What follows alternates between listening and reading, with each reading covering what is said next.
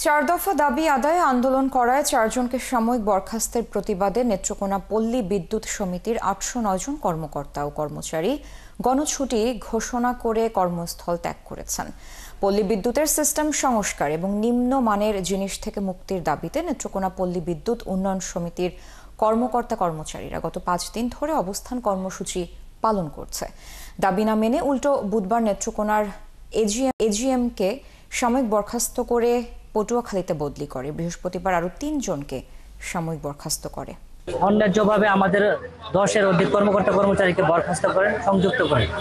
তারই ধারাবাহিকতায় গতকালকে আমাদের নেত্রকোনা পল্লী বিদ্যুৎ সমিতির এজিএম প্রশাসন এইচআর জনাব রাশিদুল আলম খন্দকারকে সাময়িক বরখাস্ত এবং সংযুক্ত করেন। আরবি আমাদেরকে যে শোষণ নিপীড়ন এবং তারা যে দুর্নীতি করতেছে এইগুলোর বিরুদ্ধে আমরা 2023 সাল থেকে আন্দোলন এবং প্রতিবাদ চালিয়ে যাচ্ছি।